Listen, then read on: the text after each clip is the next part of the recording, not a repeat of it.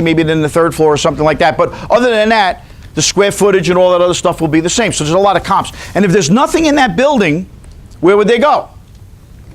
How about next door? Right next door, there's another 500 things, right? So let me ask you guys this question. What's really important?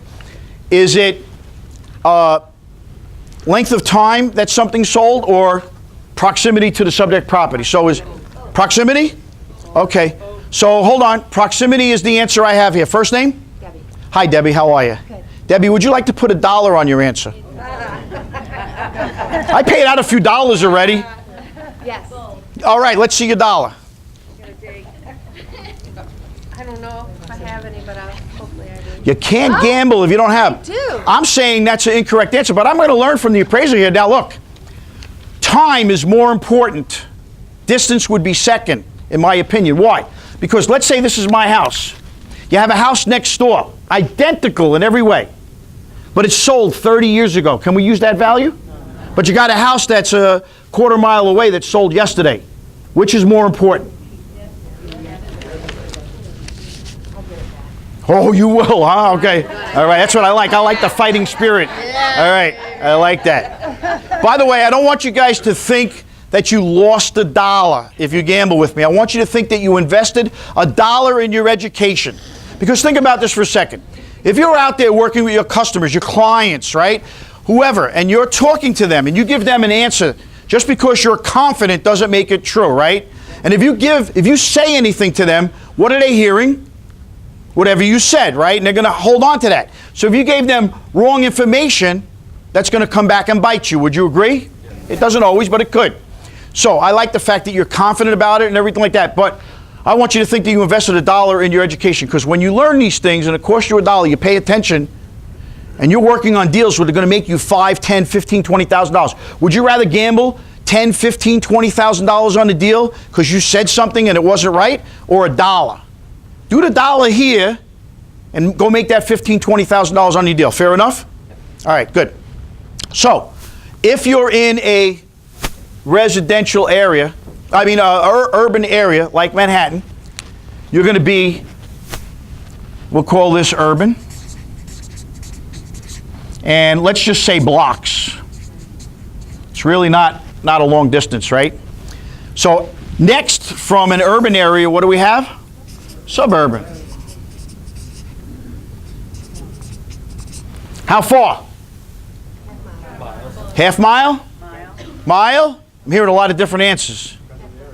Depends on the area. Good, that's part of it. All right, the answer is 1 mile for the most part. What's that? Still didn't get my dollar back. You have to say, I want to bet $1 on my answer. Said a half a mile. Half a mile. All right.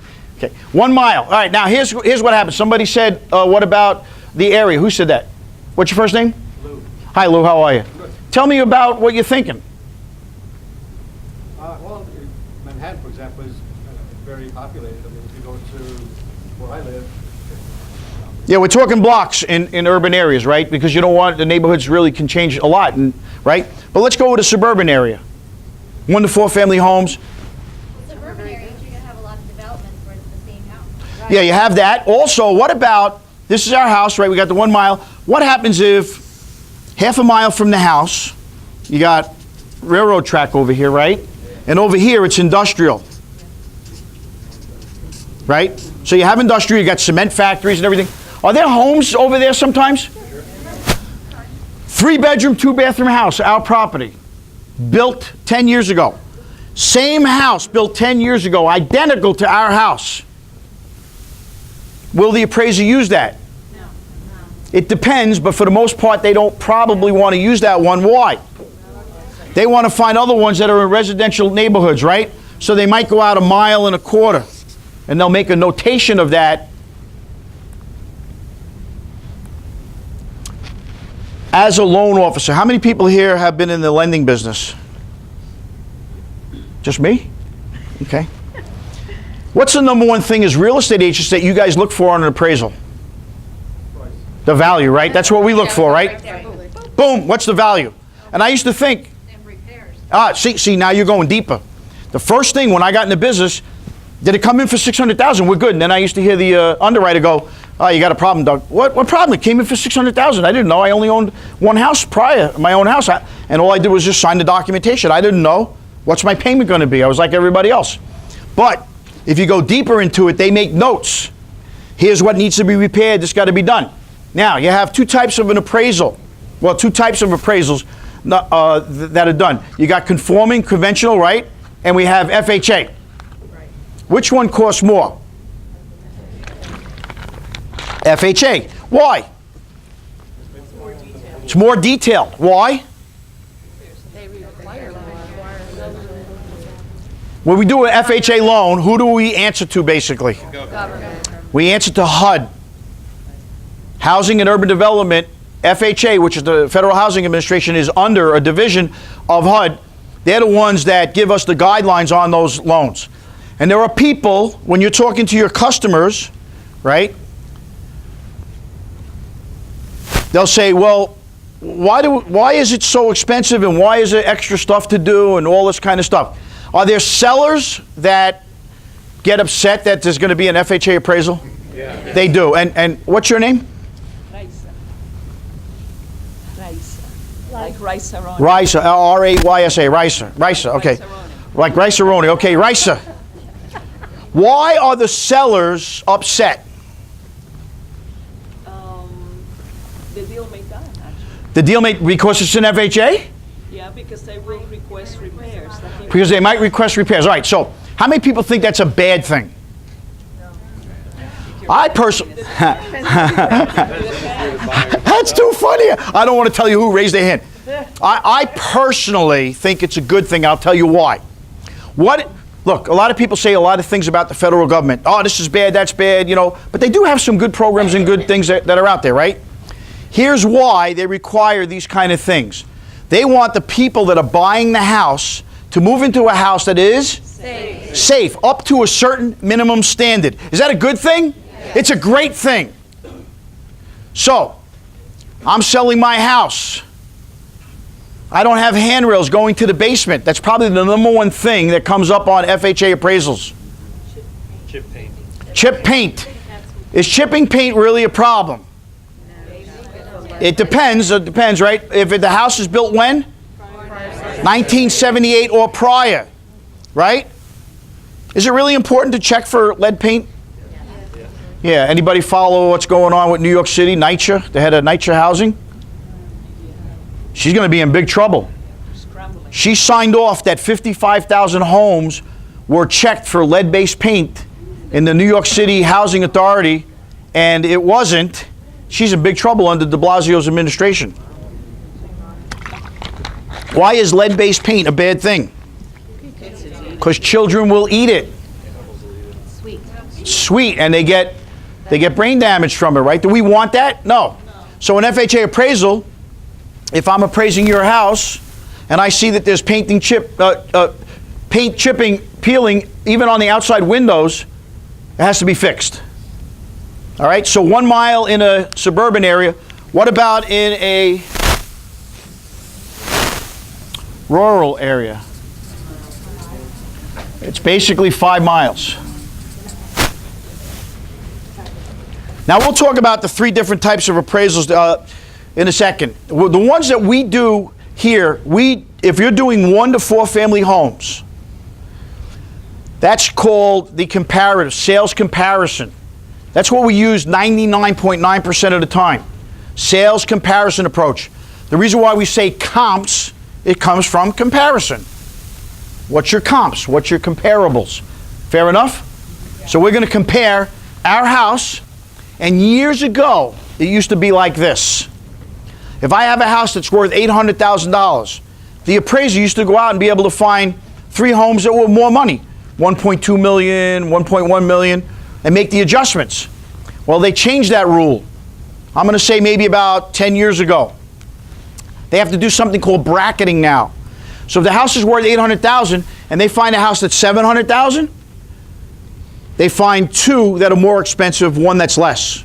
And vice versa. If they find 2 that are less, they'll find 1 that's more. They'll bracket our property. Does that make sense? But that's a sales comparison. They're going to compare other homes that sold to our home. And I'm going to show you when I do the handouts how those adjustments are made. Does that make sense? Okay. The other approach is for people that buy commercial properties that there's income, like apartment buildings. That's the income approach. Anybody here sell apartment buildings? Sure.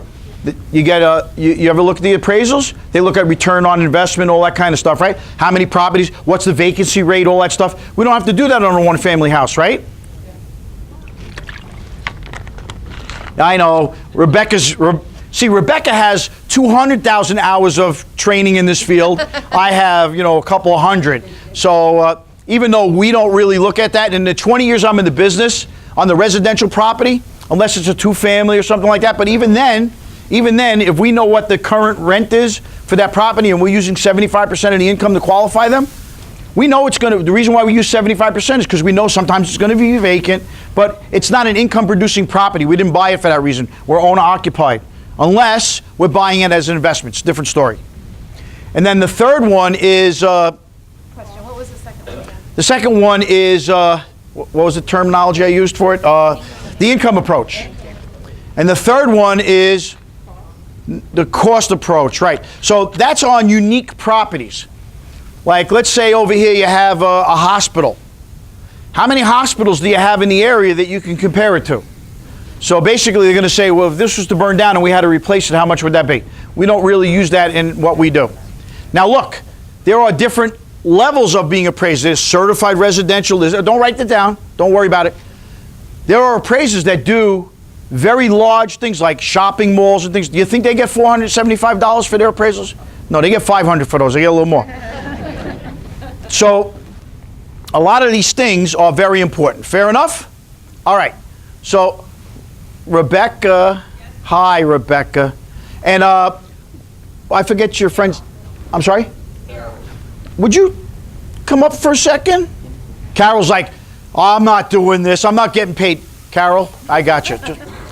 So I want to thank you guys, because always when you hear from people that are doing this stuff, and don't tell them anything illegal, okay? Okay. All right. Thank you so much. For sure. All right. No, tell them the right way. So let's say you were going to come to a house and you're going to appraise it. I'm the real estate agent, okay? Have we talked before? Yes. We probably. have. Okay. How did that come about? A networking. I actually know my realtor family quite well. Most of you should know your realtor family well. They're appraisers, sales agents. You should build a relationship with the appraisers. So I'm giving you a call, giving you a text. I need you to gain access to So wait a second now. You could talk to the real estate agents, but you can't talk to the loan officers? Yeah, our Governor Cuomo, right? Fair enough. It is what it is. Fair enough? Okay. Now, so... Because they have data for me. That's why we're all, I'm all about gathering the data. My banker, he's the one that just engages me through the management company and gives me my scope of work. I don't need you. Hello, I need another company. I need sales agents and I need my brokers, because you've got the information. You guys have the pulse of the market. You know what's going on. So somebody mentioned earlier, what if somebody comes from out of town? That's a big help. Well, that out-of-town thing, in USPAP, you have your competency section. You have to be geographically competent, okay? See, I didn't know that. Yeah. So actually, not at the last San Diego, but the San Diego before NAR convention about 7 years ago, there was actually a class talking about listing agents perhaps not giving access to appraisers that aren't geographically competent to their listings. This is controversial. Wow. Yeah, because if you think about your agency, that's part of what you're there. You're there to protect that consumer. And if you're getting an appraiser that's coming 400 miles away, is not a member of your multiple listing system, you have a conversation with that appraiser, number one, when they say, I want to gain access. So I'm selling somebody's house. Yep, you're the listing agent. I'm the listing agent, and I'm also I'm going to sell it. So I call you or I text you. Because you're going to find me on MLS or whatever, so you reach out to the agent most often. You're the gatekeeper. Okay, fair enough. I need you in order to gain access to that property. Okay. So I would love for you as a listing agent, if you don't know who I am, interview me. On the phone. I never knew you could do that. You're hearing it right from the source. Oh, look, we got some questions. Can you? You cannot pick, as an agent, you cannot pick the appraiser. Right. But you absolutely can ask questions of that appraiser to find out. I just had this happen. Put them on a negative track. Oh, we got a bunch of questions. Just hang on one second. I want to ask you a question here. That's all. But this is good because now they're going to hear a couple of things right from the source, right? So let me ask you a question. Do I show up at the house?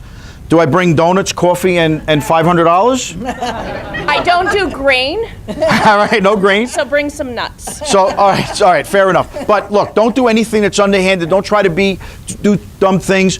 Just bring your CMAs with you. And if you're not bringing them anymore, just because a couple of appraisers told you they don't use them, don't do that. Bring them all the time and let them tell you whether they're going to use them or not. Okay, so we'll take a few questions.